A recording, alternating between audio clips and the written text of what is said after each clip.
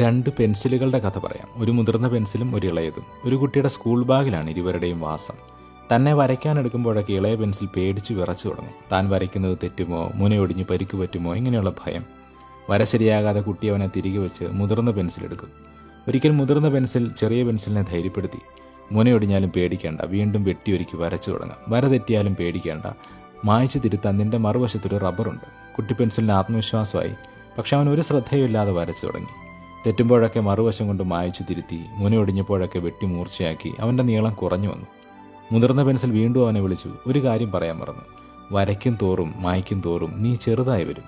വരയ്ക്കും നഗരവും തിരുത്തും നഗരവും തമ്മിൽ ഒരു വിരലിട കൂടി ദൂരമില്ല എന്നാകുമ്പോൾ അന്ന് നിന്നെ അവർ പുറത്താക്കും. നാമും ഇന്നെടുക്കുന്ന തീരുമാനങ്ങൾക്കൊക്കെ ഇങ്ങനെ ഒരു ആത്മവിശ്വാസമുണ്ട്. തുടരാനും തിരുത്താനും ഗുണമനുഭവിക്കാനും ഒക്കെയായി ഒരു നാളെയുണ്ട് എന്ന വിശ്വാസം.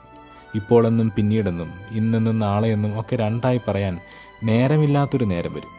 ഇനിയൊന്ന് തിരുത്താൻ നേരമില്ല എന്നറിയുന്ന, പിന്നത്തേക്ക് മാറ്റിവെക്കാൻ ഇനി അവസരമില്ല എന്നറിയുന്ന ഒരു നേരം. ഈശോ അന്ത്യത്തെക്കുറിച്ച് പറയും പോലെ പുരമുകളിലുള്ളവന് വീട്ടിലേക്ക് കയറാൻ, വയലിലുള്ളവന് വീട്ടിലേക്കൊന്ന് തിരിഞ്ഞു നോക്കാൻ പോലും നേരമില്ലാത്തൊരു നിമിഷം. തിരുത്താൻ, തിരിച്ചു വരാൻ നേരമില്ലാത്തൊരു നേരം വരും എന്ന കരുതൽ വേണം ഓരോ നിമിഷവും.